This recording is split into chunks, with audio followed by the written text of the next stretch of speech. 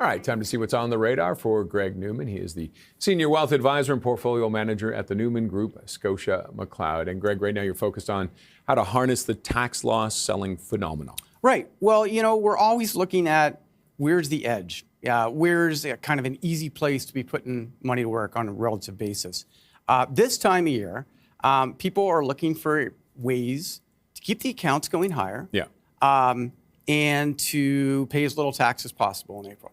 And so a lot of people triggered big gains because this was a very bumpy year. And people thought maybe Trump's policies would end up being recessionary, right? So they took a lot of money off in March, April.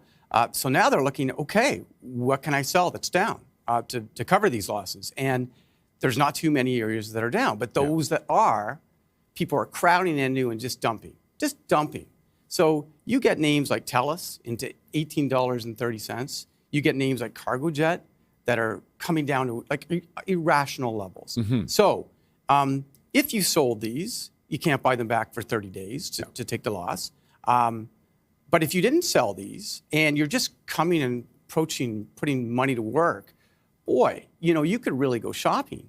There's names, as I say, Cargojet, Air Canada, Propel, Go Easy, BCE, parent of this network. Yep. TELUS, Methanex, West Fraser. I'd throw even ATD, Alimentación Tushcard in there, Transforce, Rogers, a whole list of good quality companies that, all things being equal, once this hold down phenomenon goes away, into all things being equal, those are the magic words of the market. Always is. By January 15th, they're going to be 10% higher. So if you get a 10% lift from just the taking away of this suppression, and you add on a real nice dividend, let's say in the case of TELUS, 8%, you're looking at an 18% return a year out before the stock even does anything for you. So every time sometimes, and if it's been a lousy year, this phenomenon won't be as easy. Yeah. But with a year like this, where a lot of gains have been triggered and there's few areas, it's even more exaggerated. And how much do you move? How much money do you put into stuff like this? What do you? Yeah, when you're at the end of the year here now, what are you doing? How much are you moving? How much are you? Oh, okay. Well, it really is. It varies. Each different client, each different person is nuanced. And look, anything can happen. I mean, what I'm saying is true. Yeah. However, we could have really lousy markets going into, because the Fed doesn't lower rates, for example, or the economic data starts coming in sloppy, and then who knows, the case for stocks goes down. So it's always got to be all else equal. But, I'm thinking new money, new portfolios to be placed in equities. How much goes into stocks like this? Once again, it depends, but a decent chunk,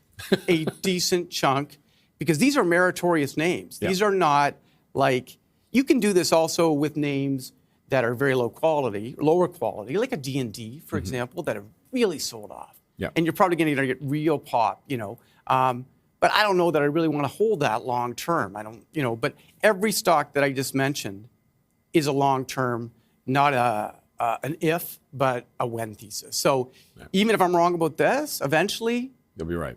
They'll be good, and they're already at long-term good value. Okay. And you expect the rally to continue through the end of the year? I do. I mean, I think that, first of all, you just had,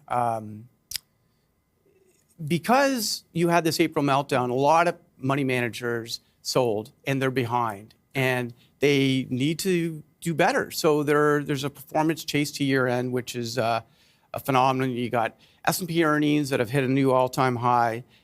You got strong bottom line beats across the board, top line beats too. Small caps beat for the second straight quarter in a row. There seems to be no end in sight with rising profit margins. So when you put all that together, any sort of pullbacks here should be very short and shallow. And I think that's the script until you start to get AI exhaustion.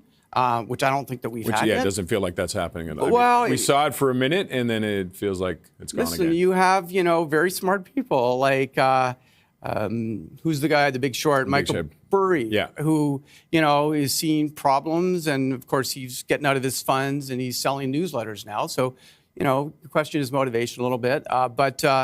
And then you're seeing, alternate chips come out from Google that Meta is going to be buying. So at some point, these guys are going to be right.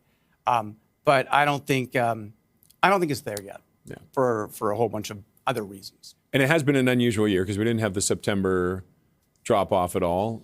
Yeah. But then we had November it was shaping up to be one of the worst in 17 years, but now it's kind of bounced back.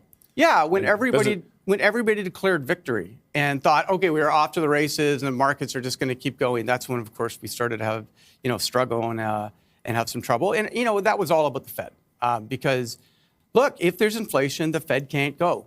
Yeah. And we were, the U.S. government was locked down, so we didn't have that information. So it's an imperfect, but the latest bits of data do show a softening in the United States. And, the expectation of a December rate cut now has gone up to 70%. Yeah.